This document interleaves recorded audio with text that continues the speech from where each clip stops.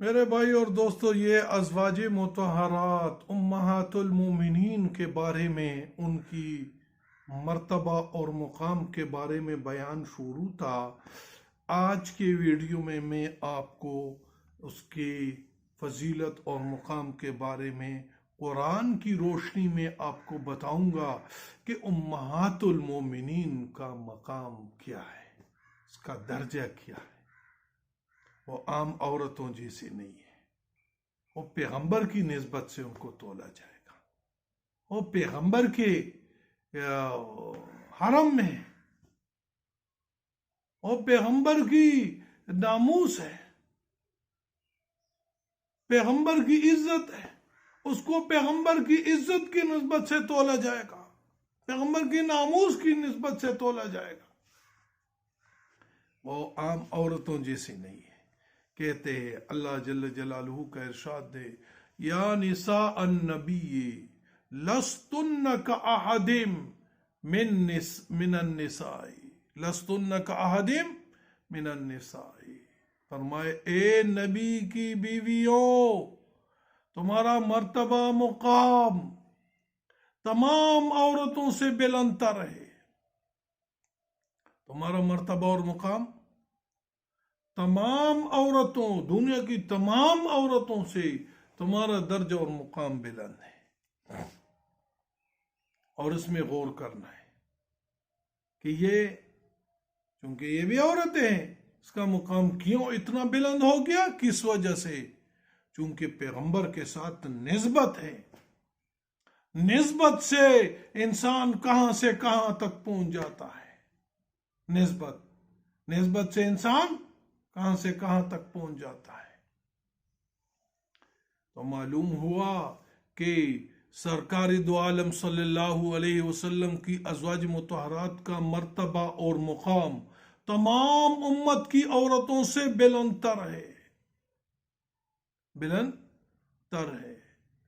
اور کہتے ہیں جب امتی کی بیوی کی بات ہوگی تو مسئلہ اور ہوگا، جب صحابی کی بیویوں کی بات ہوگی تو مسئلہ اور ہوگا، جب اولیاء کی بیویوں کی بات ہوگی تو مسئلہ اور ہوگا، لیکن جب پیغمبر کی بیوی کی بات ہوگی تو مسئلہ اور ہوگا، ایک نہ ہوگا۔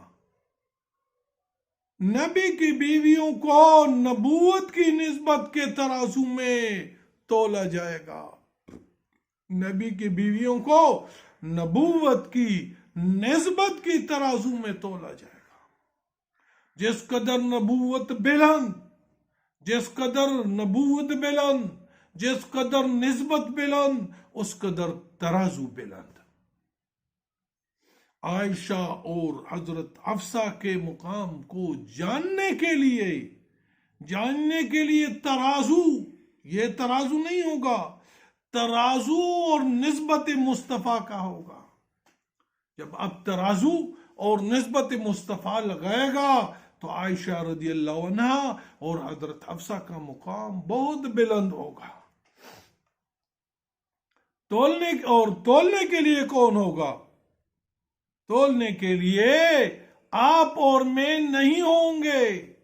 یہ چہ نسبت خاکرا بعالم پاک، چہ نسبت خاکرا بعالم پاک، تولنے کے لیے ہاتھ خدا ہوگا اور ترازو نسبت مصطفیٰ ہوگا، ترازو نسبت مصطفیٰ ہوگا۔